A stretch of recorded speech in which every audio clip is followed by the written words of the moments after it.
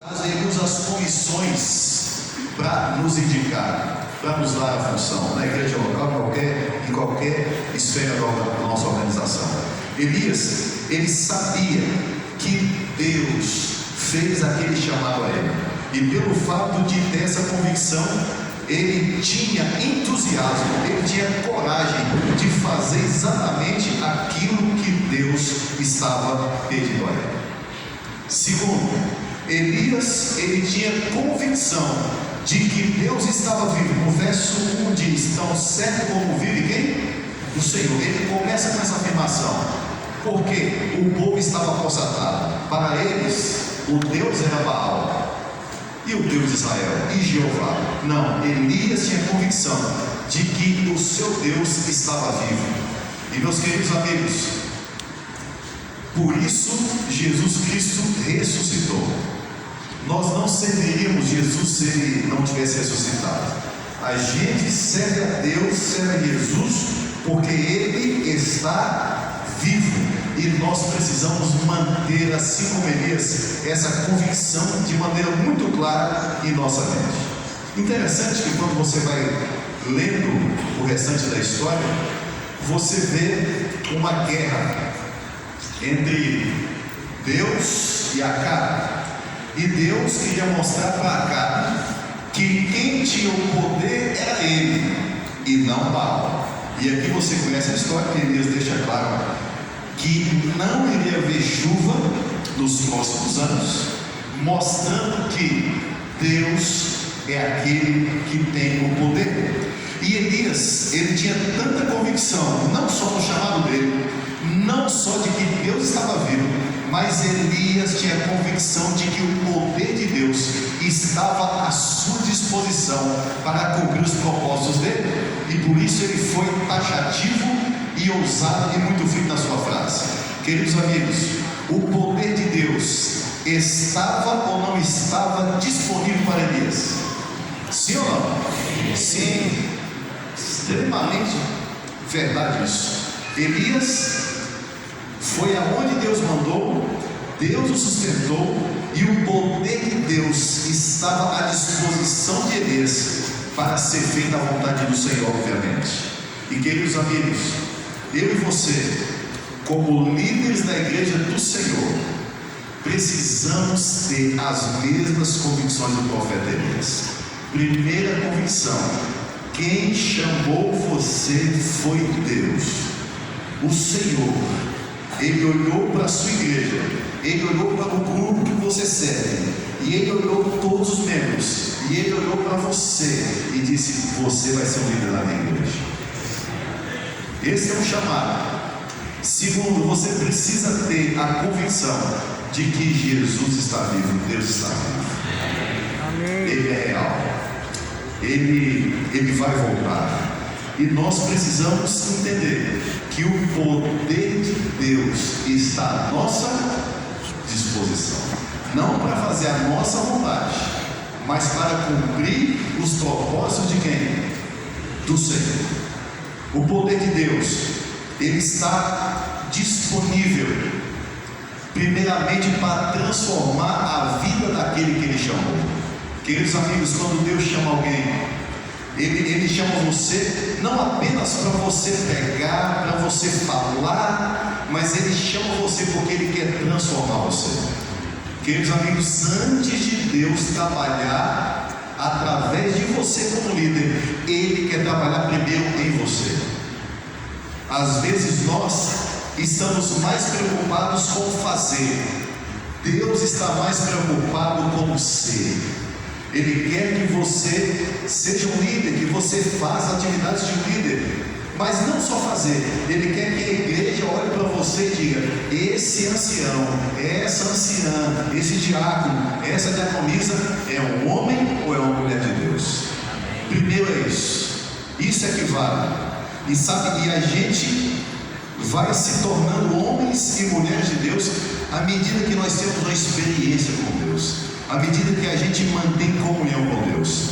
O poder de Deus estava à disposição de Elias. Depois que Elias foi a Acabe, deu a mensagem de Deus para Acabe, Deus mandou que ele fosse para onde? Qual o nome do ribeiro? Querite. E lá, qual era o milagre que Deus fazia todo dia? Um sanduíche, né? Pão e carne todo dia.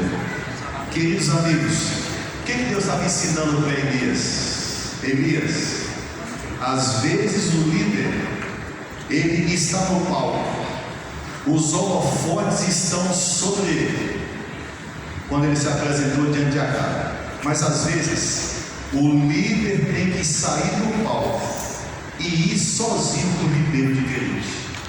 O que isso significa?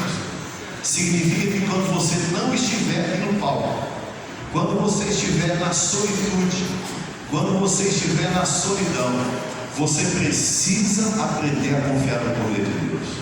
Ou Elias confiava ou passava fome, e ele foi levado para lá. Elias foi levado para o ribeiro, porque Deus queria fortalecer a fé de Elias. Deus queria que Elias saísse daquele local, e quando ele voltasse para o palco, quando ele voltasse para os holofotes, ele voltasse mais forte do que no início. Por isso, querido líder, você vai ser colocado no púlpito da igreja. A igreja vai te dar um microfone na sua mão, mas tão importante quanto o que você faz no púlpito é aquilo que você faz sozinho, só você e Deus.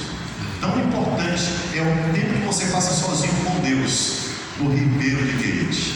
E queridos amigos, ali Elias experimentou esses milagres diários, mas chegou um momento em que o sanduíche acabou e a água acabou.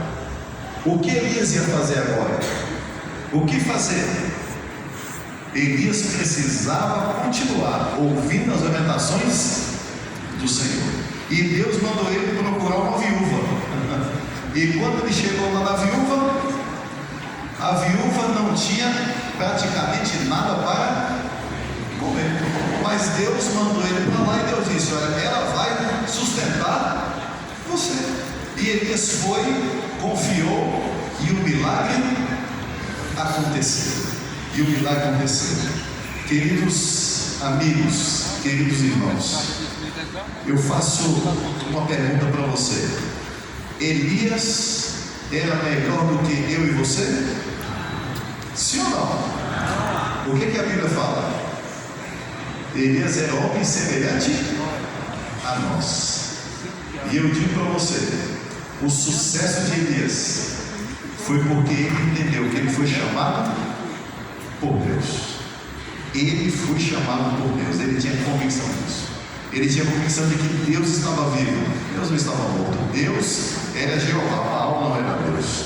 E ele tinha convicção de que o poder de Deus estava à sua disposição para cumprir os propósitos do Senhor. Queridos amigos, queridos irmãos, eu queria dizer para você que Deus chamou você, Deus está vivo, e o poder de Deus está disponível para mim e para você. Amém. Para que os propósitos de Deus, eles se cumpram.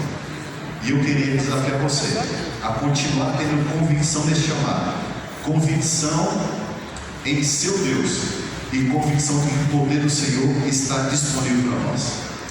E como o poder de Deus está disponível, nós precisamos continuar cumprindo a missão que o Senhor Jesus nos deu, de evangelizar, de levar esperança, de discipular pessoas, de preparar pessoas para a breve volta de Jesus, de fazer como Elias fez, convidar as pessoas para tomarem uma decisão.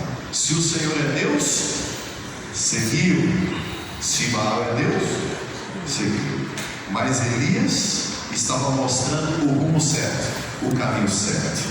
E eu quero orar com você e pedir a Deus que Ele fortaleça cada um dos líderes da sua igreja, para que aonde estivermos, nós possamos ser verdadeiros e verdadeiras representantes dos seus exércitos e da igreja remanescente que prega a breve volta do Senhor.